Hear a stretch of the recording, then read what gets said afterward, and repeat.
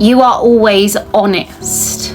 Honesty is the best policy, is the saying, isn't it? But for me, truly, mentally, physically, it really is.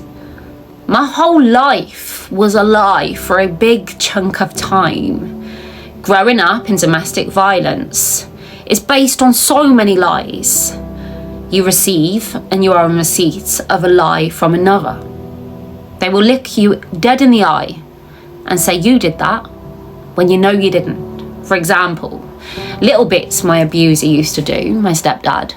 He used to get wet towels and stick them on my beds because he needed an excuse to blow up and blow off at my mom.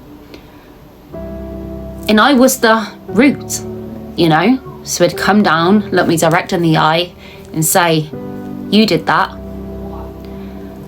As it slowly built up. And I know I didn't do that.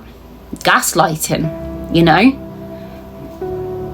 But you have to play into that lie because you can't fight back, you can't speak back because you know from previous situations that don't end well.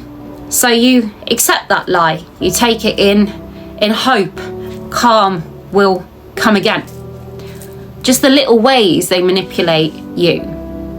That lie will work like a riptide because the wronged I feel in that moment in time. The anger may be towards my mom who can't help this life, in how it will fester and eat away as you have to play the game. Lies are dangerous. Even the bad person that is speaking them, they have to control it. They have to maintain this lie, which slowly eats them away, or maybe not.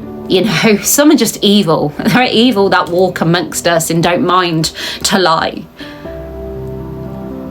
People lie all the time. There are many forms of a lie, isn't there? There's that lie which the white lie, in which you will use to protect another, or even to propel or place confidence in another. You protect in the way of not telling them the true details because you know it will hurt them. But with that lie, you need to weigh up with balance. What good can come of that and what negatives, then you decide that lie. But with that one, there's less damage to be made, providing the right balance is taken.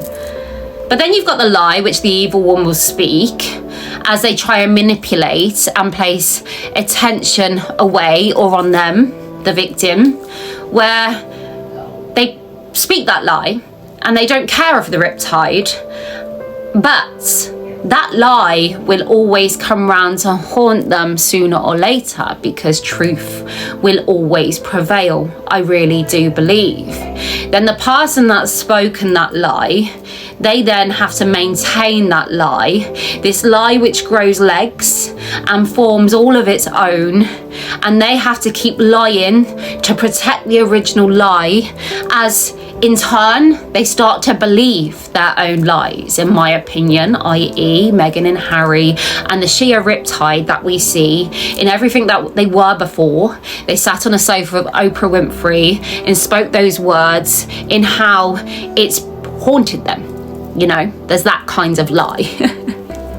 You've also got that lie which people do, and it's not a bad lie, but it's trying to hide them from people seeing through the damage that lies beneath, or what's going on behind their closed doors. If I take it back to my childhood, in how I used to lie and place this mask on my face and everything's okay, go into school, don't speak a peep, in fear of that backlash from the bad evil liar that holds control over my home. So that's another lie which you live in. It silences you and keeps you locked in.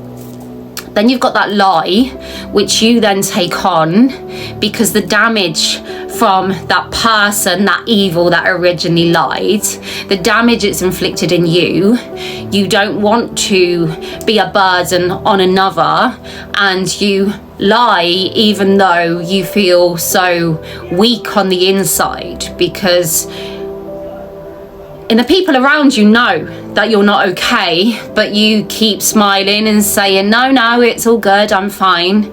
As you start now living this lie, you know, it's lies for me.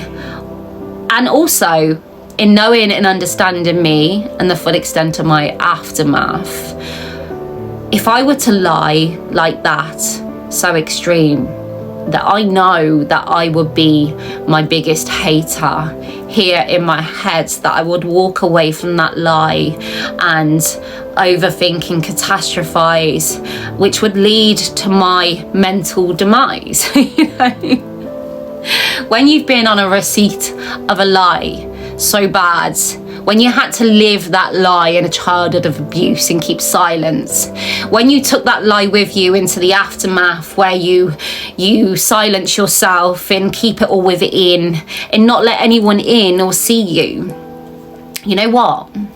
The truth really did, as cheesy as it sounds, set me free. The truth in my story, the truth in the chapters of my life that brought me to here, in how acknowledging that helps me to connect the dots where I can really find a way to heal.